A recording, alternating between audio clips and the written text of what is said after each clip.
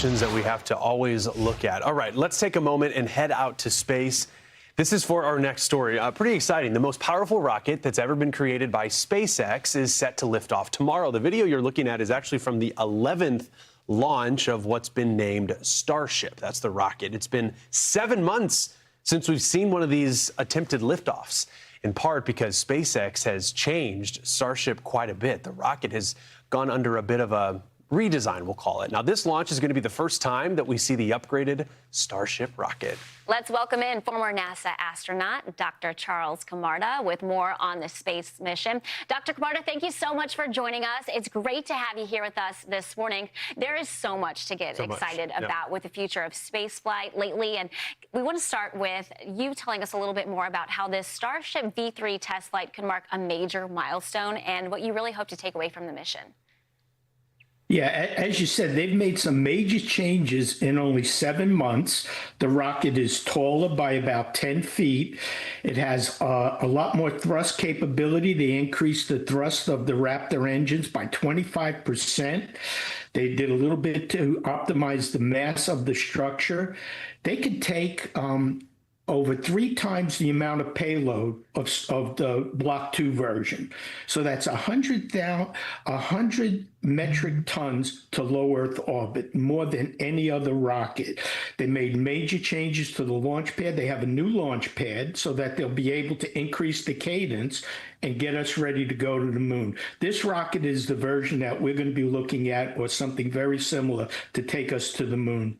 It's exciting, I think, especially in this current era of Artemis. And Dr. Camarda, a lot of people are looking at this through the lens of the Artemis program. We just watched this powerful rocket, the SLS, launch astronauts into space. Comparatively, and to the, I guess, let's talk thrust, Starship is actually much more powerful than SLS, correct? Obviously, we're not putting humans on top of that rocket yet, but from a power standpoint, it's a lot stronger.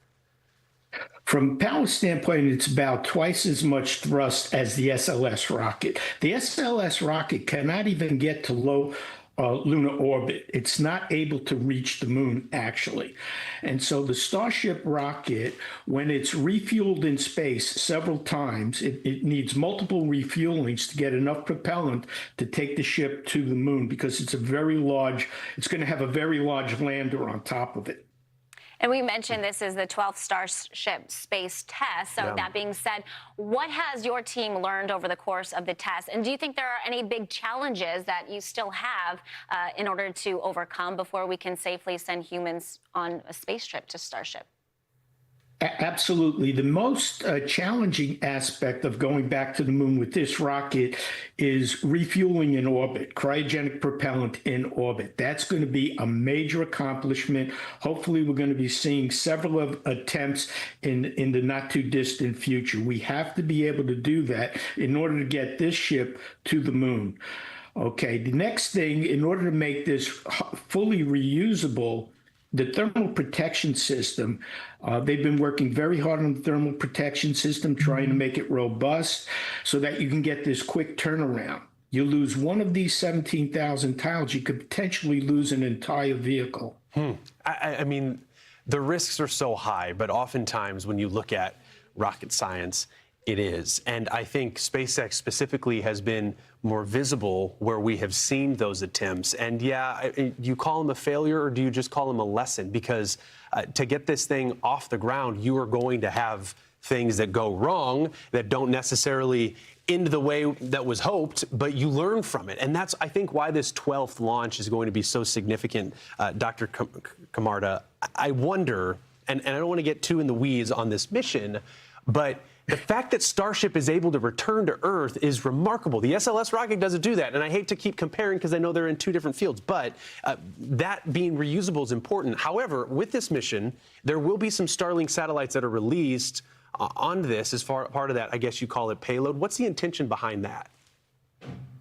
Well, the intention is to prove that you can carry the mass that you say you're going to carry to low Earth orbit, And what this will mean is that he will be able to launch into low Earth orbit 3 times as many satellites. So commercially, flying this rocket is a tremendous advance over the previous block version and other commercial carriers. So commercially, being able to return that booster and catch it with the chopsticks, that's what we're going to be looking for on that new pad. He's going to be catching the booster with those chopsticks. And we want to see a nice entry into the Indian or the Pacific Ocean with the orbiter vehicle. We want to make sure that he solved the thermal protection system problem. He can accurately land that vehicle into the ocean and eventually catch it back at Boca Chica, Texas. There are so many nuances with this. We're looking forward to it. In theory, before we let you go, as far as the frequency of these launches, if everything were to go to plan, what is the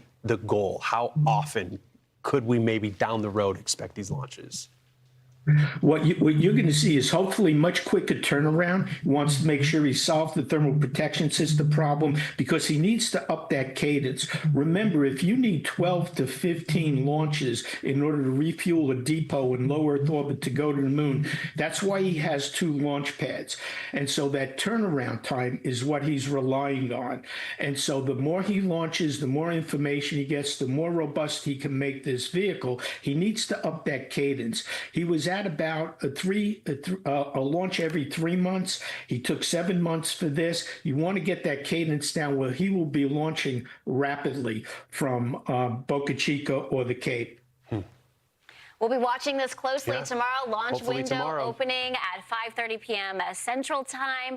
Dr. Charles Camarda, it's been great to have you here, former NASA astronaut and president of the Leading Edge Enterprises. Thank you so much for joining us. Great. Thanks for having me.